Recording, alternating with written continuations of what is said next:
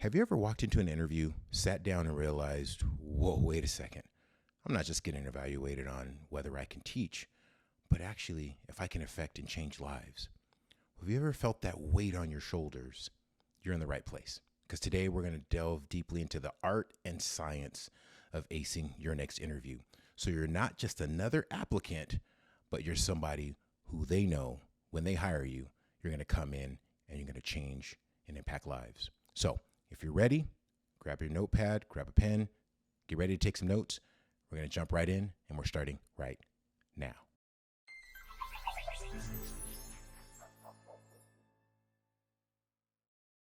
Hey everybody, my name is Gordon and welcome to another episode. Today, we're going to talk about the interview.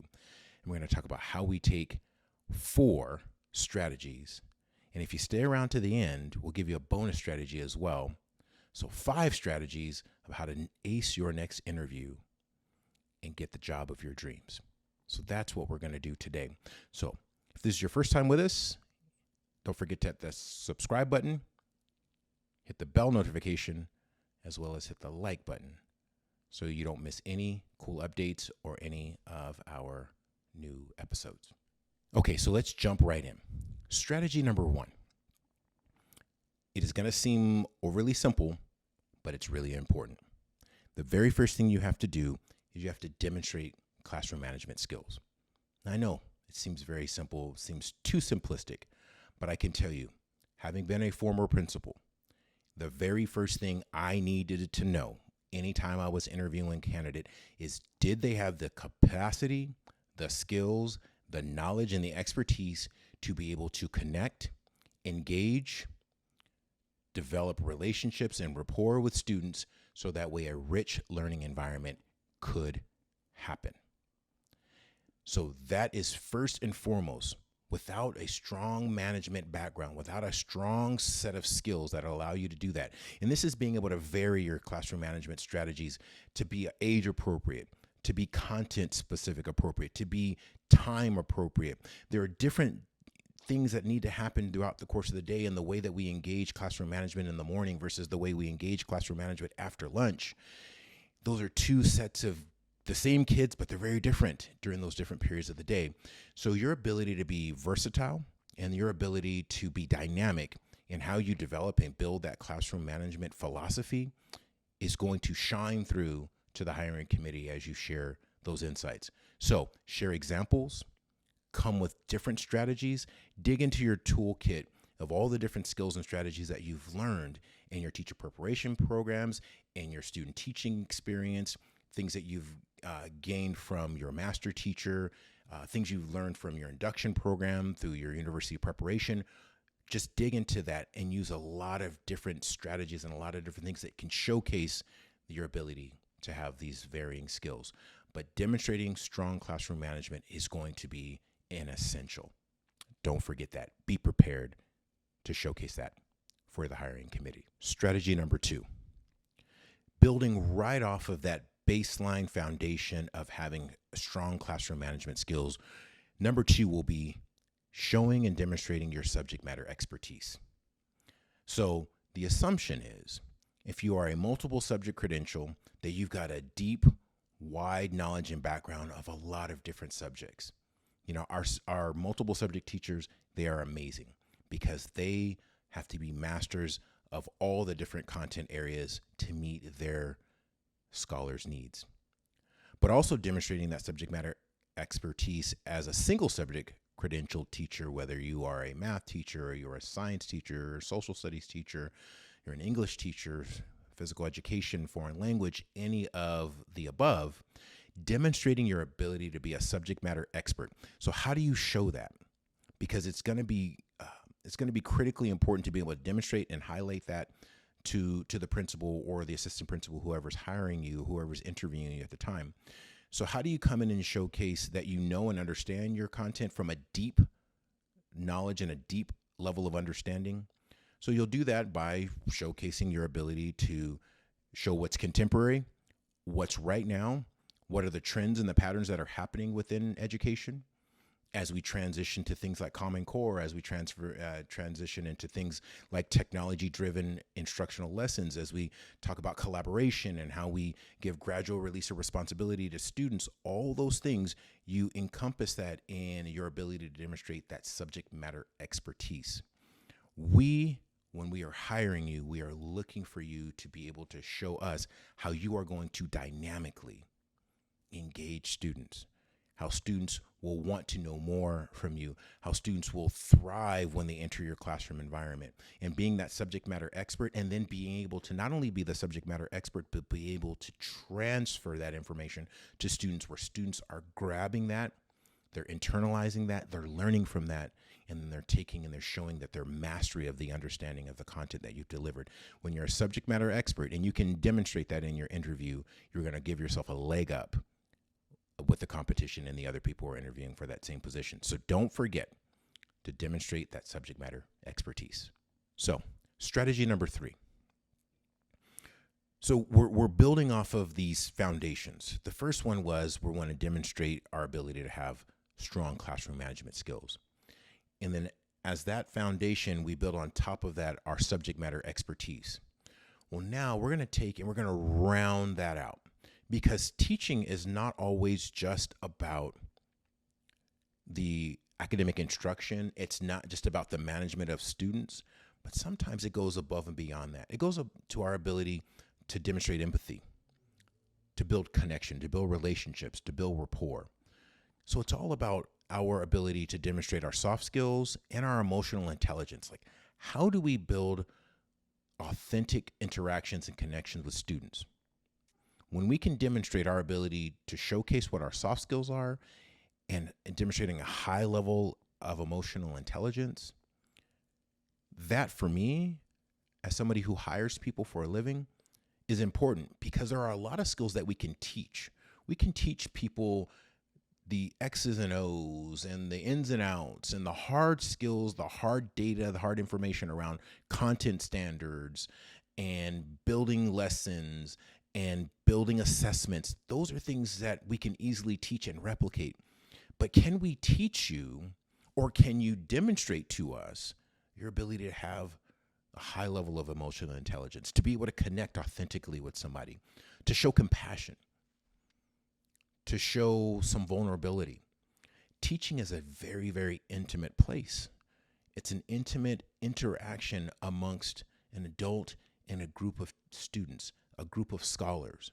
It's an intimate interaction in between a group of professionals who are on the same grade level team, who are in the same building, who are working in the same community.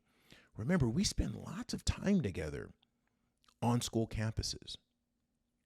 Every single day, we spend hours and hours and hours with our scholars and also with our colleagues.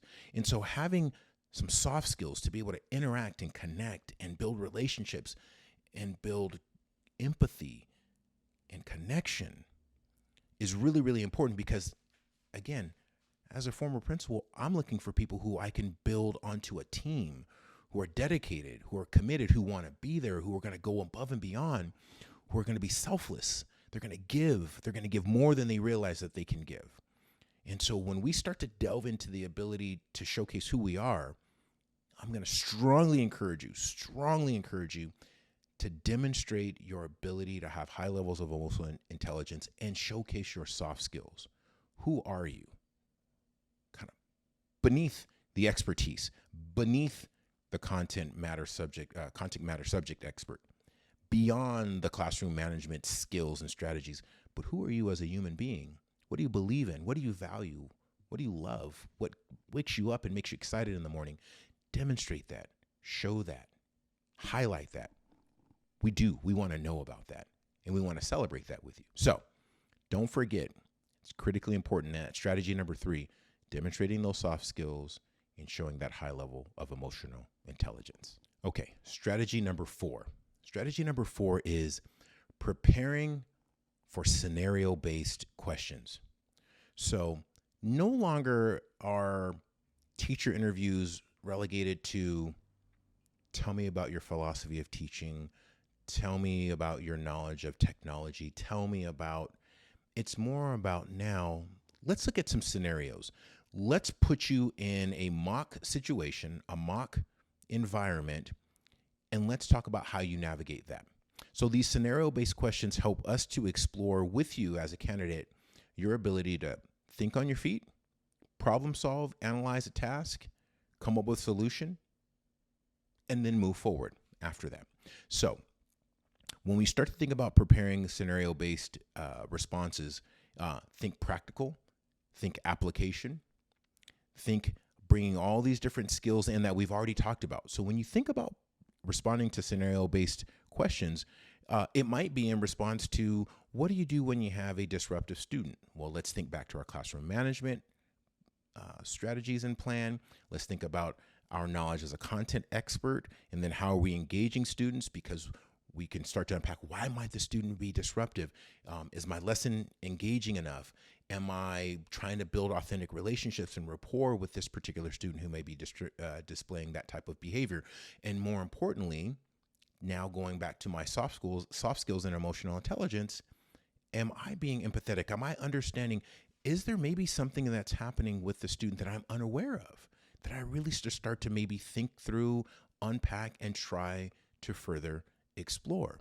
Because maybe getting to that root cause and developing this relationship and using my soft skills and using that emotional intelligence to demonstrate empathy and connection, maybe I can avoid these types of disruptive behaviors. So these are the types of things that you want to do when you're addressing scenario-based questions. You want to take these different tools that we've given you, and you want to layer these in together to then think about, how do we approach this? Now, let me give you a specific strategy that you can also use. And that specific strategy is called the STAR method, right? So the STAR method is, we're going to look at the situation, we're going to look at the task, we're going to look at the action, and we're going to look at results. So when you start to think about, again, how do I unpack an example of a scenario with a disruptive student? What's the situation? Student is disruptive. Student is being maybe non-compliant. Okay, well, what's the task? What are the types of things I'm asking that student to do? And what are the types of things that I need to be doing as a result of trying to address the behavior? Then what action am I going to take? How am I going to address it? I'm going to sit down and have a one-on-one conversation with the student. Am I going to give some sort of a corrective response? Am I going to set some sort of an expectation? What are the things that I'm going to do? What actions am I going to take? And then what is the result that comes from those things? So I look at the situation, I then address the task, I then develop an action, and then I then monitor that result. So these are specific frameworks and specific strategies that you can use to really address these scenario-based questions. Be ready for them. They could be the type of question that really differentiates you from other candidates in the pool that are interviewing. So be ready for those. Use your strategies and use all of the skills that we've given you throughout this video to help you. All right, so you've made it towards the end of the video, but before we give you the bonus tip, share with me in the comments below, what skill are you going to work on based on the skills you learned in this video? What skill are you going to really, really work on and focus on as you prepare for your next interview? Are you going to focus on your classroom management? Are you going to focus on your subject matter expertise? Are you going to craft and really work on those soft skills and emotional intelligence? Or are you going to prepare for those tough scenario-based questions? Which one? Drop that in the comments below. And I really want to hear from you so I can really think and understand and support you more as you move forward and you prepare for your next interview. Okay, so now, without further ado, the bonus tip. The bonus tip, I think, can set you apart from all the other candidates.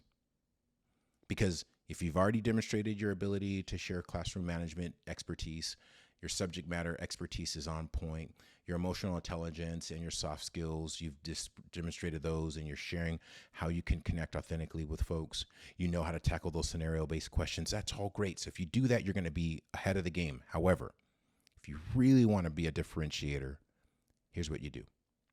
You find out about the mission, the vision, and the culture of the school you're interviewing at. Now, it will take a little bit of research. It'll take a little bit of digging. It's not necessarily just right there, but with a little bit of research, a few Google searches, some social media reviewing, you can find out a lot about the school.